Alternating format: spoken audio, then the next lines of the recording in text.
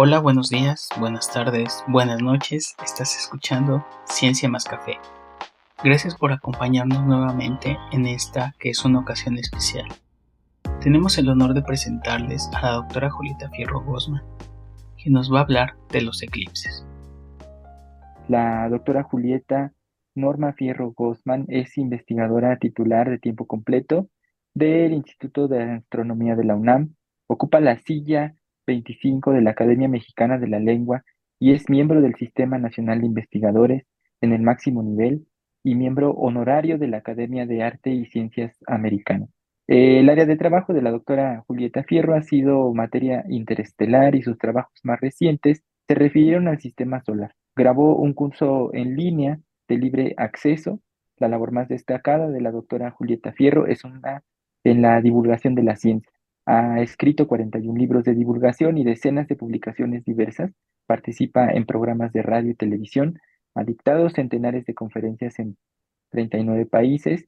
A lo largo de 53 años de actividad académica, ha recibido distinciones con los premios de divulgación de la Academia del Mundo, el premio Kalinga de la UNESCO, el Cumple Roberts y medallas de oro Primo Robis del Centro de Astrofísica Teórica de Trieste y medalla Mario Molina.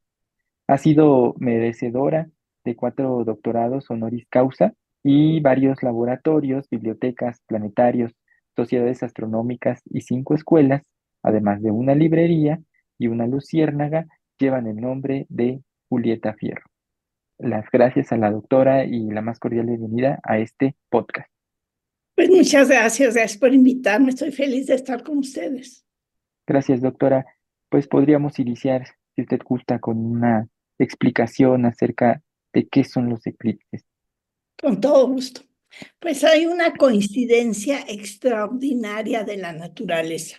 Y es que el tamaño aparente de la luna y del sol son igualitos. La luna cabe 400 veces en el diámetro del sol, pero está 400 veces más cerca.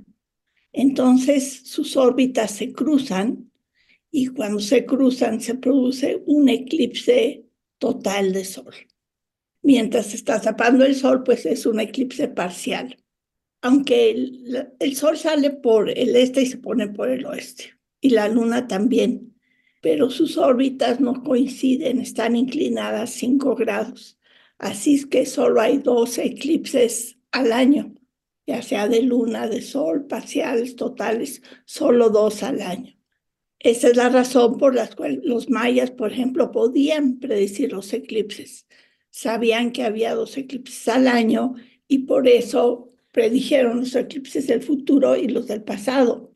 Y bueno, pues ahora usamos la misma técnica, analizamos por dónde sale el sol, por dónde se mueve, cómo se está trasladando a la Tierra y así podemos predecir los eclipses de sol del futuro. Por ejemplo, en México, el próximo será en el 2052.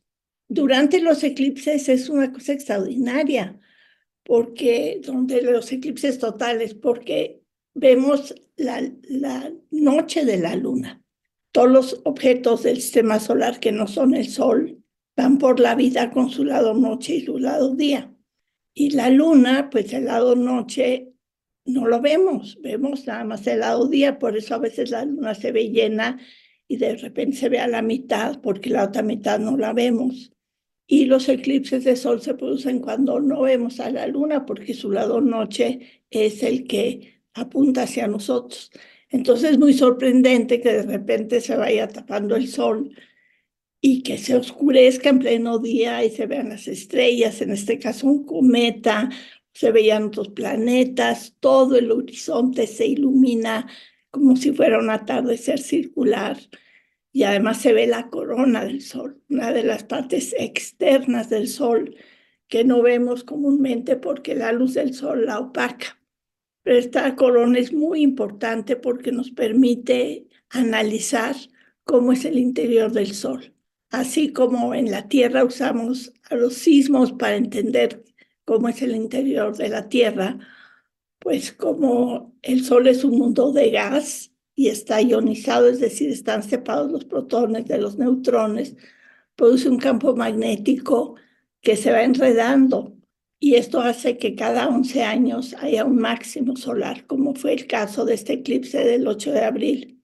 Entonces hay más manchas, más providencias, más explosiones, y esto se ve reflejado en cómo las partículas viajan por el espacio, el viento solar, y nos ayudan a entender cómo es el interior del Sol. Cada 11 años, el campo magnético del Sol vuelve a ser norte y sur, y va en las líneas de campo magnético del Sol se van enredando, y 11 años después hay un máximo de actividad solar, y después otra vez vuelve a ser norte-sur, y esto nos permite entender cómo es el interior de nuestra estrella.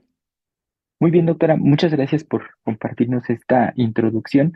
Algo muy interesante de esto que usted nos explica, pues es la forma en que una cuestión tan compleja que existe en la naturaleza, tan compleja en conceptos científicos y de cómo comprenderlo, usted trata de explicarla de una forma digerible, ¿no? Para todas las personas que nos escuchen, que no necesariamente sean del área de ciencias. Mencionó algo hace un momento que me llamó mucho la atención que decía acerca con estos fenómenos, que por eso suceden explosiones y demás. Muchas cosas que en redes sociales, ahora que es un medio de comunicación muy rápido, ¿no? Y muy diverso, decían, ¿no? Que justo este eclipse traía cuestiones energéticas muy altas. ¿Hay alguna explicación científica acerca de esto? ¿Es real? ¿Solo son mitos de estas? Por ejemplo, no sé, mucha gente mencionaba de que el temblor en Nueva York y otras cuestiones que sucedieron en esos días previos al eclipse podrían ser por interferencia de este eclipse. ¿Qué nos podría decir usted al respecto de esto? No, o sea, el Sol no está fluctuando mucho, ni produce más o menos energía. En general es estable. Y gracias a eso, pues pudo surgir la vida en la Tierra hace 13.800 millones de años. Si el Sol de repente enviara energía mucho mayor o mucho menor, pues no se habría podido desarrollar la vida en la Tierra. Los seres vivos se pueden adaptar lentamente a los pequeños cambios que hay en el Sol, pero si hubiera algo repentino, por ejemplo, si el Sol dejara de producir luz o el doble de luz que produce, pues sí habría desastres naturales en la Tierra. Cuando me refería al máximo de intensidad solar y lo que podría afectar es lo siguiente. El viento del Sol son partículas cargadas eléctricamente. Y este viento aumenta cuando hay más actividad solar. Así es que los satélites artificiales que tienen paneles solares, pues son como velas. Entonces el viento del Sol los puede modificar muy ligeramente de su órbita. Pero pues estos se vuelven a posicionar y no pasa nada. En las regiones norte y sur de la Tierra ingresan más partículas del Sol porque es cuando el campo magnético del Sol, perdón, es cuando el campo magnético de la Tierra no logra frenar las partículas que llegan del Sol. Ingresan por los polos, por eso se producen las auroras, porque llega la intensidad del Sol, estas partículas cargadas, y chocan con las partículas de la atmósfera, y cuando las auroras se ven verdes, pues es que están interactuando con el oxígeno, y cuando son rojas, están interactuando con el nitrógeno. Y por eso ahorita hay más auroras más brillantes en el polo sur y norte de la Tierra, pero también de Júpiter y de Saturno. Pero es solamente porque estas partículas ingresan a las regiones polares. En el pasado, de repente, cuando había mucha intensidad solar en las regiones más nórdicas del mundo, donde las centrales eléctricas no están protegidas, a veces se iba la corriente eléctrica. Pero eso pues no ha sucedido desde hace muchos años. Los temblores no tienen que ver con la actividad solar, sino con las mareas. Cualquier cuerpo extendido, imaginémonos una liga larguísima que se acerca a un hoyo negro, pues al acercarse al hoyo negro se va estirando, porque la parte más cercana al hoyo negro siente más gravedad que la lejana. Eso se llama las fuerzas de marea. Es decir, la luna jala más a los mares que están de un lado de la Tierra que los que están del otro, donde quedan rezagadas. Y entonces hay mareas tanto del lado de la luna como del lado opuesto de la luna. Fluctúan las mareas porque el sol también produce mareas en la Tierra. Y cuando están la luna y el sol del mismo lado, pues entonces hay mareas un poquito más altas, que es lo que sucedió en este eclipse el 8 de abril. Pero suben muy poco las mareas en México, no hay mareas desastrosas, ni mucho menos. Eso era muy importante en el pasado, cuando los navegantes usaban barcos de vela, por ejemplo. Entonces sí, las mareas pues afectaban mucho si podían llegar a un lugar o no, pero eso ya no sucede. Los terremotos en la Tierra se deben a la tectónica de placas, es decir, los continentes se están moviendo y parte de la superficie de la Tierra se sumerge de parte de otra. Por ejemplo, en México, delante de Michoacán, Guerrero y Oaxaca, se está sumergiendo la placa de Cocos, y esa es la que produce los temblores en esa zona. Y como se pone a oscilar pues la superficie de la Tierra, por eso llegan temblores tan fuertes a la Ciudad de México, porque la Ciudad de México es una zona lacustre. Entonces, por eso los temblores son muy fuertes. Y probablemente haya un temblor muy fuerte en la Ciudad de México porque la placa que está delante de la Costa de Guerrero hace 100 años que no se mueve y deberían estarse desplazando como 1 milímetro por semana, es decir, lo que nos crece en las uñas. Y como hace 100 años que no se mueve, el día que se mueva va a haber un terremoto muy fuerte en la Ciudad de México. Y por eso se inventó la alerta sísmica, no para esos temblores chiquitos que ha habido en la ciudad, sino si hay uno muy grande en las costas de Guerrero. Y por eso es tan importante que México se una a estos proyectos espaciales donde se miden las velocidades de las placas tectónicas, porque en lugar de poder predecir con 1 minuto la ocurrencia de un temblor, se va a poder predecir con varias horas de antelación, con 3 horas. Ahora, habría que pensar si es bueno o no alertar a la población en uno de estos casos, porque si es hora de que los niños estén en la escuela, pues las mamás se pueden poner desesperadas y tratar de ir por los niños a la escuela y sería un caos peor que si el temblor resulta ser muy pequeñito. Pero sí hay que planear la ciudad para un temblor grande y por eso la alarma sísmica es tan importante y sobre todo todas las personas tienen que tener su celular a la mano con todos los datos de su acta de nacimiento, en fin, todos los documentos importantes y también tener un lugar de encuentro en caso de que haya un temblor fuerte, pues que todo el mundo sepa dónde se van a ver. Eh, Su casa está en el sur de la ciudad, entonces yo le he dicho a mi familia que nos vemos o en mi casa o en Ciudad Universitaria, que es un lugar inmenso y donde seguramente los temblores no van a producir ningún efecto fuerte. Así es que no, los temblores no tienen nada que ver con los eclipses. Este temblor en Nueva York se debió a un movimiento de la tectónica de placas que está en esa zona de Estados Unidos. Gracias, doctora. También otra pregunta que surge, ¿cuál es la importancia científica de estudiar los eclipses solares y los eclipses lunares? Ay, pues mira, en el pasado los lunares fueron importantísimos. Los eclipses de luna se producen cuando la luna está llena, es decir, es como un espejo y pasa por la sombra de la Tierra. Si alguna vez te toca ver un eclipse de luna, en México va a haber uno dentro de 2 años, puedes agarrar una hoja de papel y cuando la luna empieza a entrar en la sombra de la Tierra, puedes poner un papel enfrente de la zona eclipsada y vas a ver que la Tierra no es plana, es redonda. Y el único objeto que está a distancia que siempre produce una sombra redonda es una esfera. Así es que desde hace 2000 años los griegos, los babilonios, sabían que la Tierra era redonda porque veían su sombra en la Luna. Cristóbal Colón pues no pensó en eso cuando le explicó a la reina Isabel que la Tierra es redonda. Y por eso Aristarco pudo medir la circunferencia de la Tierra. Como sabía que era redonda y vivía en Alejandría, lo que es ahora Egipto, había muchos obeliscos y pues hubo pozos y veía cuando el sol estaba encima de un obelisco o de un pozo y cuando no lo estaba en otro, que estaba más al norte o al sur, y con eso pudo medir la circunferencia de la Tierra.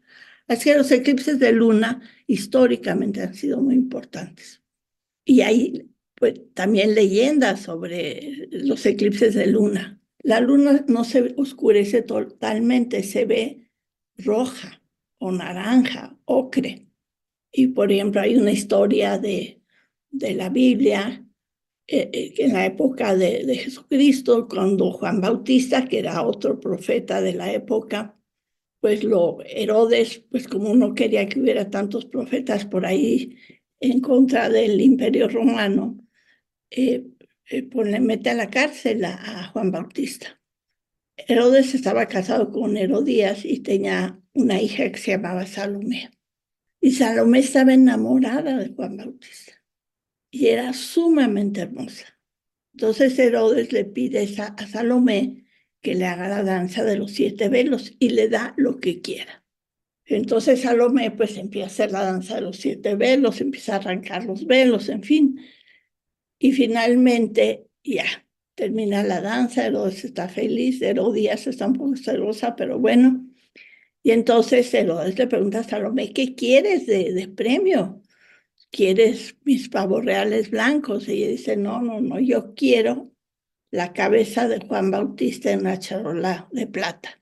Y el rey le dice, no, bueno, el mandatario Herodes de esa parte del Imperio Romano le dice, bueno, te doy mi mejor anillo, no, te doy todo mi reino, no, quiero la cabeza de Juan Bautista. Entonces finalmente manda degollar a la cabeza de Juan Bautista y se la llevan a una charola a Salomé. Y como hubo un eclipse en ese momento, la Biblia dice que hasta la luna se llenó de sangre. O sea, también estas historias son interesantes porque nos permiten datar las fechas históricas. Después los eclipses pues han servido para muchas cosas, por ejemplo, para la teoría de relatividad de Einstein. Tú imagínate tu nariz y que tienes a personas adelante de ti, de los lados y en varios lugares alrededor tuyo. Pues todas las que están delante de ti ven la punta de tu nariz porque tu nariz manda luz en todas direcciones, arriba, abajo, adelante, de los lados atrás no, ¿verdad? Pero de cualquier lado donde se pueda ver tu nariz, la gente lo ve. Bueno, porque es una fuente de luz. Una estrella igual arroja luz en todas direcciones. Pero si un hoyo negro se pone delante de la estrella, esa luz se dobla al pasar cerca de la estrella, cerca del hoyo negro o del objeto que sea. Eso se llama una lente gravitacional y ha permitido a los astrónomos poder medir objetos muy lejanos. Por ejemplo, hay una galaxia muy alejada. Hay un hoyo negro entre nosotros y la galaxia. Entonces, si está en la misma línea, pues la luz de la galaxia como que le enfoca el hoyo negro y la podemos ver. Bueno, eso lo predijo Einstein desde hace más de 100 años, teóricamente. Pero a Eddington se le ocurrió probar si tenía razón Einstein. Entonces fue a África y a Brasil con otra expedición a tomar imágenes del cielo 6 meses antes de que ocurriera el eclipse, del lugar donde iba a pasar el eclipse. Entonces tenían unas fotos muy buenas, eran placas de vidrio en esa época de la posición de las estrellas. Y 6 meses después, el día del eclipse, regresó y tomó la misma foto del cielo, pero con el sol eclipsado, es decir, cubierto. Entonces volvió a ver las mismas estrellas que había visto 6 meses antes.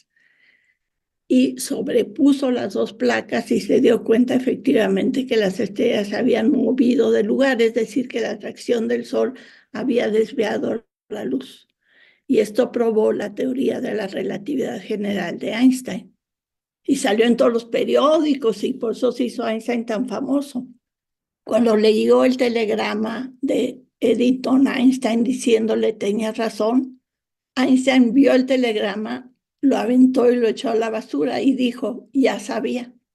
Entonces, históricamente, pues los eclipses han sido muy importantes. Gracias, doctora. Ahora que mencionaba esta parte de las historias antiguas y que han eh, pues también hecho aún más interesante y bello el tema de los eclipses, me surge una pregunta. Por ejemplo, sabemos que en el caso de México, los mayas que tuvieron mucha influencia en la parte de los eclipses, por ejemplo, ¿no? Que estudiaban ya este tipo de fenómenos. ¿Qué aportaciones hicieron los mayas para el conocimiento actual de este tipo de fenómenos? O sea, ya digamos en la ciencia formal y moderna. Bueno, la noción de ciencia como tal no existía en el mundo mesoamericano. Los mesoamericanos observaron los cielos porque nuestro calendario está basado en fenómenos celestes. La sucesión del día y de la noche, la sucesión de la época de lluvias y de secas, es decir, están basadas en los días y en los años, que son con las estaciones, y además el aspecto del cielo cambia con las estaciones, así es que podían saber las fechas, y esto era muy importante para el comercio. En otras naciones se usa la luna para medir los meses. Por eso nuestros meses tienen 30 días, que son la sucesión de las fases de la luna. El equivalente a los meses maya eran de 20 días, porque contaban de 20 en 20, no de 10 en 10. Entonces usaban las posiciones del sol y de las estrellas para ubicarse y poder, como había comercio desde el centro de México hasta Centroamérica, era una extensión inmensa. Entonces tener un buen calendario era muy importante. Ahora, además, pues como estudiaban los cielos, pues se dieron cuenta de esto que decía antes, que la trayectoria de la luna y del sol se cruzan.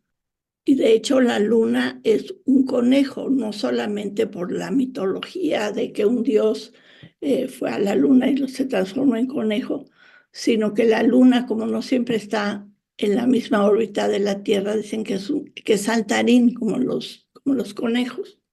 Pero además de estudiar los eclipses, los mayas podían ver los tránsitos de Venus. ¿Qué es esto? Pues así como la luna pasa delante del sol y lo tapa, pues Venus pasa delante del disco del Sol. Y esto, pues los mayas igual lo podían predecir y predijeron el tránsito de Venus del 2009.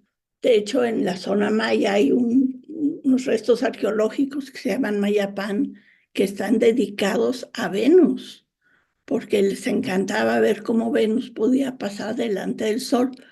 Ahora, ¿qué tiene esto que ver con la astronomía moderna? Bueno, no es directamente gracias a los mayas, pero ahora que se están buscando planetas fuera del sistema solar, los exoplanetas, pues se observa cuando los planetas pasan delante de su estrella.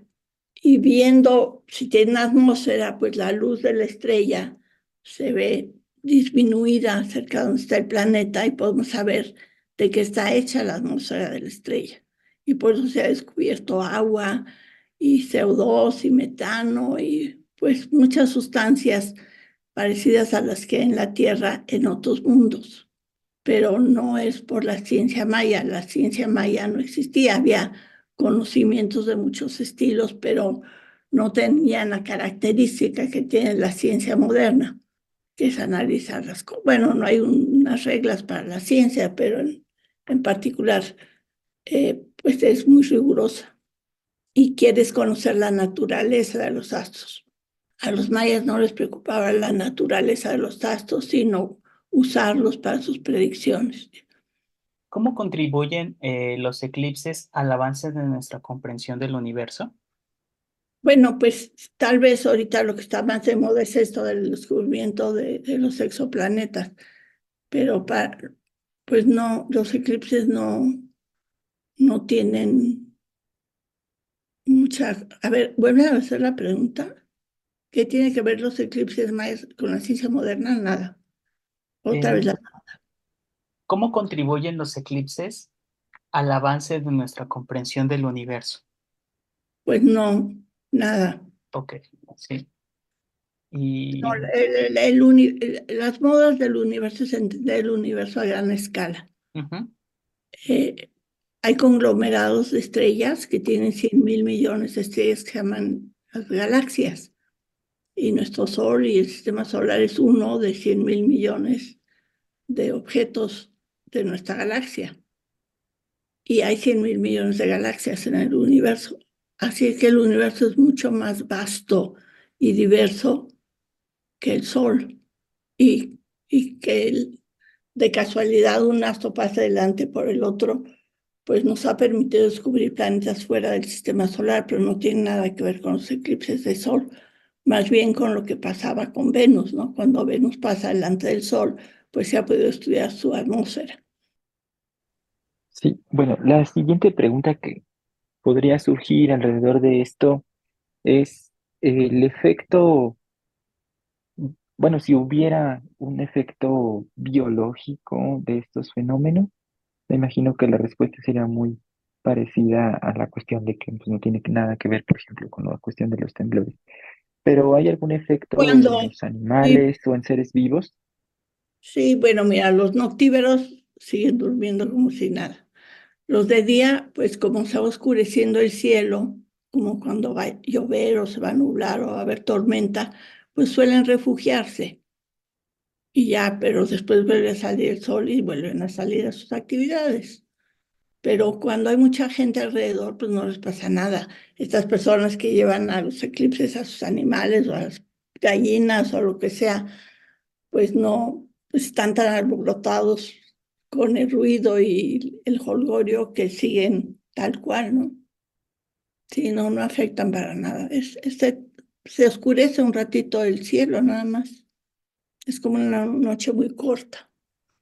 Muy bien, Te porque, cuenta. bueno, sí, me llamaba la atención esto también porque en el eclipse pasado, Ujú. no en este del 8 de abril, en el eclipse pasado, hubo mucho una recomendación acerca de que, por ejemplo, los animales de compañía, que se tuviera mucho cuidado en que los animales no se asomaran a las ventanas o que no estuvieran en el exterior, porque pues ellos realmente no tienen conciencia de esto y que podrían sufrir de pues alguna lesión o algún problema ¿Tú has visto que alguna de alguna lesión. ¿Tú has visto que Sí, alguna vez un perro voltea a ver al sol? ¿O un no, gorila, un exactamente. elefante o un Sí, cocodrilo? No, ellos no voltean a ver el sol. sí. Entonces, pues no se les ocurre, vamos. Sí, es que es eso. Yo creo que son cuestiones más como de mitos, ¿no? O algunas, alguna información que se difunde a veces de manera errónea y por eso me parecía importante, ¿no? Que Sí. se explicara esta parte, porque justo eso, mucha gente comienza a viralizar este tipo de información que no necesariamente es real, ¿no?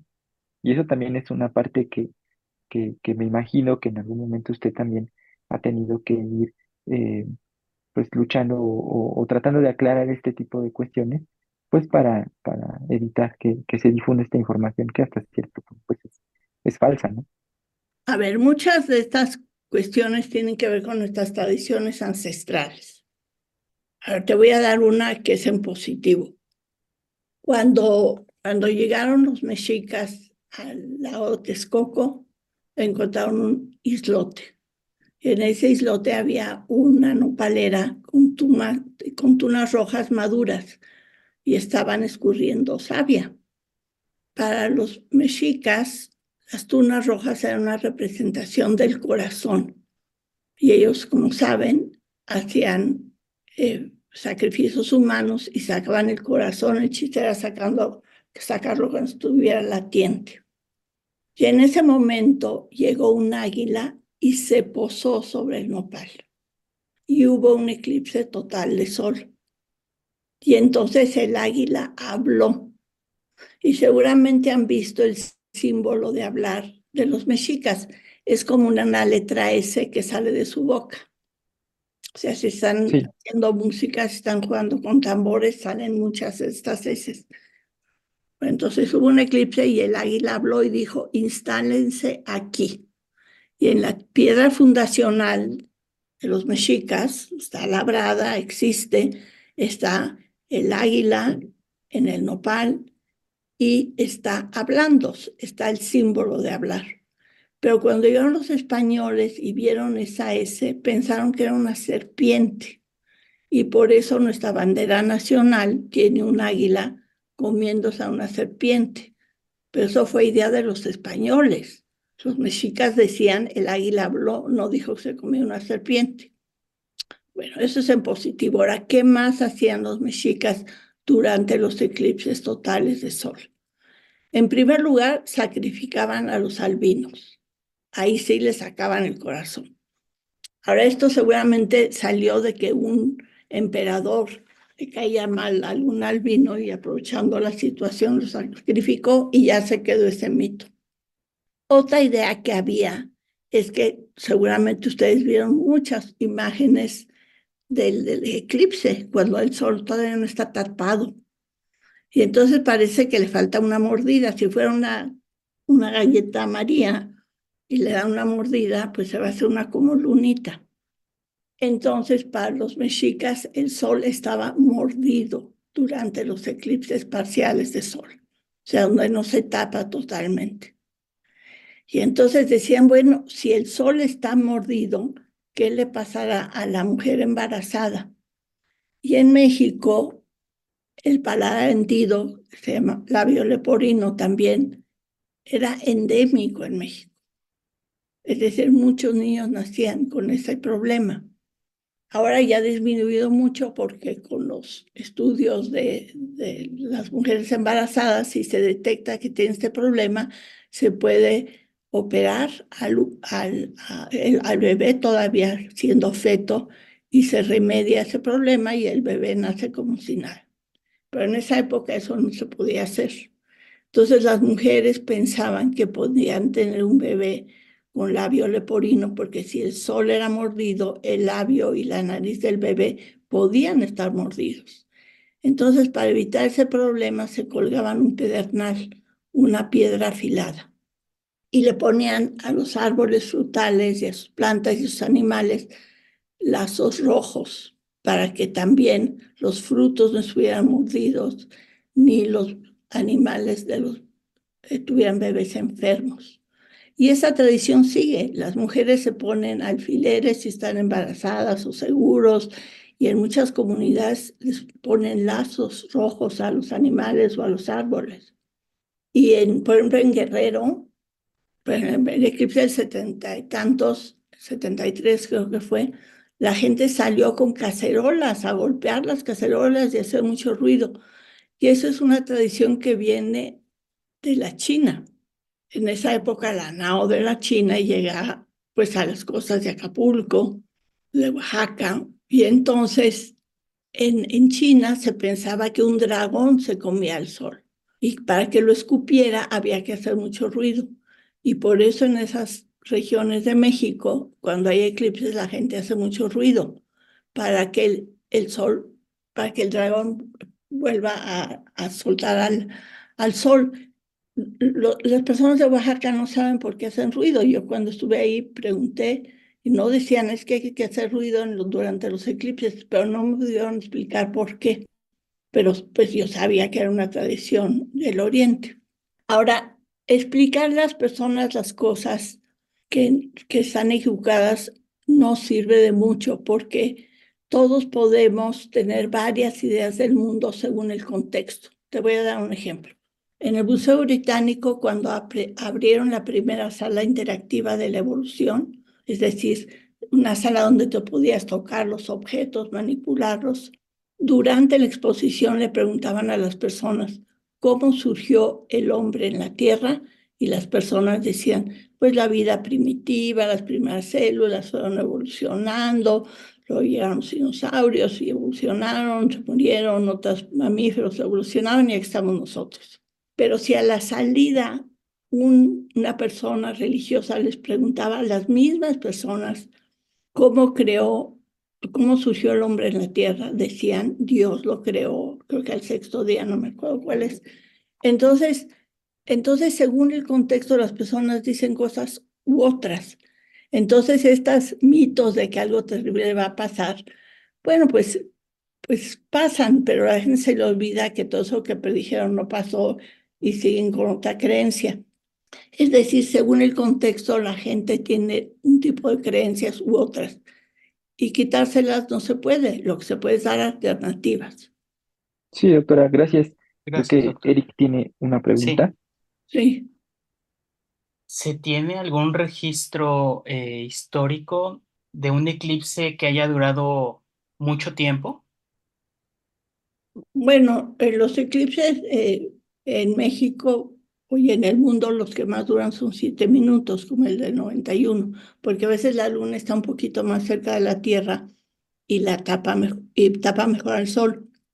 Hay veces que la luna está un poquito más lejos, como el eclipse del año pasado, que se vio en la zona maya, está un poquito más lejos de la luna y no logró cubrir totalmente al sol. Y por eso se produjo un eclipse anular, se veía un anillo muy brillante alrededor de la luna. Ah, ok. Bueno, Pero me preguntabas otra cosa, ¿qué me habías preguntado? bueno, que si se tenía un registro de... Sí, sí. Entonces los mayas, por supuesto que registraron los eclipses del pasado y el futuro. Y el Códice de Dresde tiene esos registros. Y por ejemplo, fechas como el nacimiento de Cristo, pues se pueden estimar sabiendo el tipo de eclipses que había en la época donde él nació, porque sabían que estaba Herodes, porque si no, no hubiera pasado este asunto de Juan Bautista. Y entonces, pues se ha fechado gracias al el tipo de eclipses que había en la época de Herodes, cuando fue el nacimiento de Cristo, que fue el año 4 antes de Cristo, no en el año 0. Gracias. También tengo otra pregunta que va relacionado con con parte de de la astronomía moderna. Como sabemos, la NASA ha enviado varias sondas, por ejemplo, la que es la Curiosity, la Opportunity, y bueno, ahí va un poquito mi pregunta relacionada a eso. ¿Existen eclipses o se ha tenido registro de que suceden eclipses en otros planetas del sistema solar? Ay, claro, y los puedes ver en internet. Fíjate, el de la luna, de Marte que tiene 2 lunas, hay eclipses de luna. En Júpiter y Saturno tienen, Júpiter tiene como 79 satélites y Saturno como 167. Así es que no todos son eclipses totales, solamente las lunas más grandes. Pero sí se ven en las fotos de Júpiter y de Saturno la sombra de sus lunas pasando sobre sus superficies. Sí, claro que hay eclipses en los otros mundos. Y hay fotos tomadas desde la estación espacial de ese eclipse y se ve como la sombra pasó encima de México. Interesante. Sí, cómo no, hay sí, bueno, se pueden tomar de todos los planetas, sí, sí, cómo no. Los que no tienen, pues en Venus no, porque no tiene luna. Muchas gracias, doctora. Fíjese que se ha vuelto una, por decirlo así, como pequeña costumbre aquí en el podcast, Ujú. de preguntar cómo fue que inició usted en esta trayectoria, qué la llevó a este estudio de la astronomía, si fue una decisión propia porque le interesaba el tema o pues los caminos de la vida la fueron llevando. ¿Nos podría compartir un poco de su historia en esta parte, por favor? Con todo gusto, claro que sí. Mira, yo de niña quería ser hada, porque yo veía tanto sufrir en la humanidad que pensaba si tuviera una varita mágica sería una maravilla. También quería tener 12 hijos. Y mi tercera ideal era ser cirquera. Yo quería tener un elefante. Y pues como te imaginarás, cada Navidad yo lloraba porque Santa Claus no me traía el elefante y volví a llorar en el plan B, que son los Reyes Magos, que tampoco me traían el elefante. No cumplí ninguno de mis objetivos, pero iba a un colegio francés y además tengo dislexia. Entonces sacaba siempre 0 en francés, pero siempre sacaba 10 en matemáticas. Y además en mi casa había libros muy bonitos. Me costaba trabajo leer, mucho trabajo leer. ¿Quién iba a decir que ahora soy académica de la lengua? Un galán me dijo que era porque tenía la lengua más bonita del mundo. Pero bueno, la cosa es que en mi casa había muchos libros y tenían ilustraciones muy bonitas del universo y de la tierra y de las rocas. Y entonces me gustaba mucho ver esos libros, aunque no los pudiera leer. Y bueno, yo sabía que iba a ser científica siempre porque pues, era buena en matemáticas y yo creo que por eso me pasaban de año, porque sacaba 10 en matemáticas. Y la cosa es que mi mamá se murió cuando yo tenía 13 años y tenía un hermanito que tenía síndrome de Down, tenía 11 meses. Y yo decidí que a él le iba a enseñar todo, fácil, que él entendiera. Y él fue quien me enseñó a explicar fácil las cosas. O sea, se lo debo a mi hermano Miguel. Eh, las cosas eran muy difíciles en la casa, como se imaginarán. Mi hermana, la grande, que tenía 15 años, me dijo, pues tú eres tontita, no vas a poder estudiar matemáticas, mejor estudia física. Además nos queríamos escapar de la casa para estudiar. No lo hicimos antes por nuestros hermanitos, teníamos otro hermano de 2 años. Y entonces, en esa época, ella averiguó, cosa que no era real, que había técnico en física. Y entonces podía uno dar clases y estudiar al mismo tiempo. Y me dijo, mira, si nos vamos, tú te puedes mantener si estudias física. Entonces sí, eventualmente nos fuimos de la casa para estudiar. Fueron la época del 68, entonces era una época de libertad, era la época del amor y paz, había pastillas anticonceptivas, el comunismo existía y teníamos ese ideal de que todos íbamos a tener derechos y buena educación y servicios básicos, en fin, ¿no? Era esta época muy idealista. Entonces, pues a mí la física no me gustaba en esa época. Ahora pienso que es la herramienta más extraordinaria que hay, más multidisciplinaria y además que es la forma inteligente y lógica de entender a la naturaleza. Pero en ese momento no me gustaba mucho que digamos. Pero vi un anuncio, fíjense qué suerte, equivocado, y decía carrera de astrónomo. Y dije, wow, eso suena bonito. Me acordé de los libros bonitos de la casa. Ya para entonces ya sabía leer. Entonces, pues ese semestre pues, yo era intérprete simultánea en esa época para mantenerme y también daba clase en la facultad, pero la cosa es que solo tomé 2 materias, las 2 de astronomía, no existía la materia de astrónomo, había este cartel que decía carrera de astrónomo, pero no existía, es un posgrado en la astronomía, pero había materias optativas. Y ese semestre solo tomé esas 2 materias con 2 magníficos maestros. Manuel Peinbert, que es una de las grandes mentes de este planeta, y Eduardo Schmitter, que después se fue a catequizar a África, a un lugar súper pobre. Y bueno, pues los dos siguen siendo muy cercanos a mí, me enamoré. Y por supuesto que desde entonces pues me dedico a esto, ya no pensé más que en astronomía. Así que sí fue como dijiste de chiripa, por suerte. Qué bonito que nos comparta esa historia, es siempre muy interesante, ¿no? Porque bueno, con la trayectoria que usted tiene, pues uno piensa, ¿no? Todo ese camino que usted ha recorrido y pues de cómo lo va llevando el camino al área en donde está, ¿no? Muchas gracias, doctora, por compartirnos su historia. Ay, qué bueno que les agradó, sí. Pues sí, el mundo está lleno de casualidades, efectivamente. Por Así es. eso las ciencias sociales son tan difíciles. O sea, la astronomía es predictiva como la física, ¿no? Ujú. Sabemos cuándo va a haber un eclipse, sabemos pues muchas cosas, pero las ciencias sociales son súper complicadas. Por eso yo creo que ahora con la inteligencia artificial, sí, nuestros nuevos eh, funcionarios que tendremos en el futuro le apuestan a la ciencia, pues podrían acercarse más a la ciencia y usar todas estas herramientas nuevas que tenemos los astrónomos y los otros científicos para crear escenarios y que antes de tomar una decisión, pues hagan escenarios diferentes, ¿no? ¿Cómo combatir la pobreza en tal lugar? Bueno, pues vamos a probar 100 posibilidades y que la computadora nos diga cuál es el más eficiente, ¿no? También serviría mucho para controlar el tráfico en las ciudades, para evitar los accidentes en las carreteras, en fin, para muchísimas cosas y se podría utilizar estas herramientas modernas. Ni se diga para las pruebas médicas.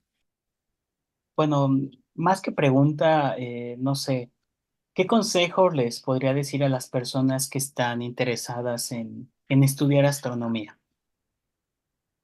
Bueno, miren, en mi opinión, un objetivo de la vida es ser feliz, pero pues ustedes me dirán, pues, pero no hay así la varita mágica de la felicidad, y tienen razón. ¿Por qué? Pues porque la felicidad pasa. Yo estoy muy contenta con ustedes porque me invitaron a su programa y son gente linda y me han hecho preguntas muy interesantes, pero al rato, no sé, se va la luz y entonces se va el agua y entonces no puedo hacer ni un café y entonces pues ya no voy a estar tan contenta. También la felicidad depende cuando la gente se compara una con otra.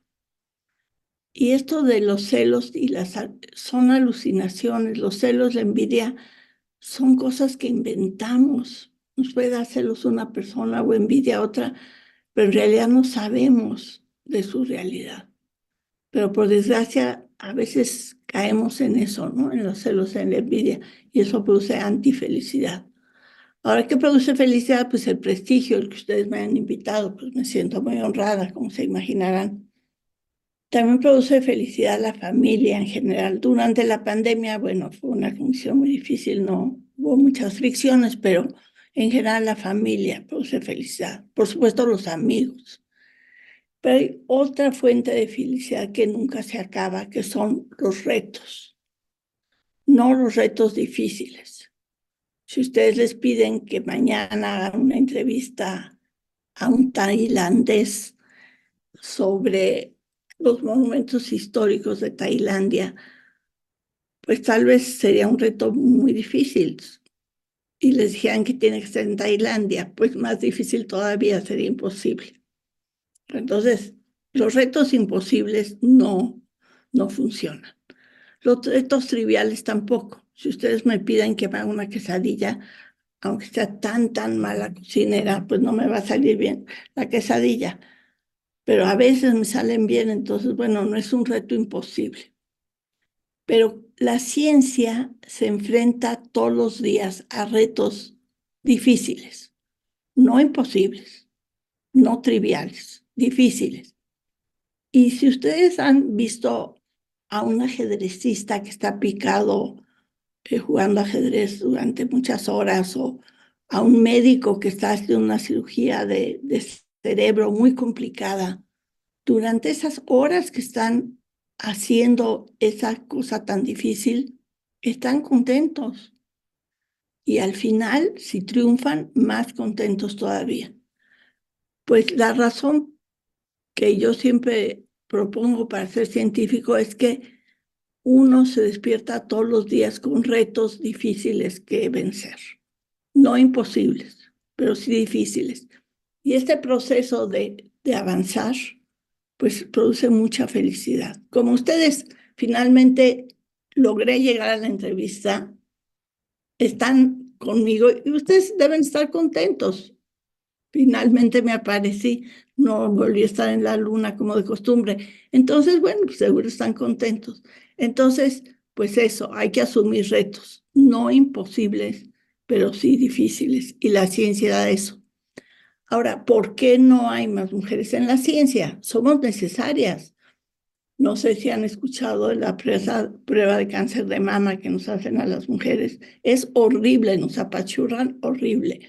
Si a ustedes los apachurraran como nos apachurran a nosotras, le estoy segura que hubieran inventado otro sistema.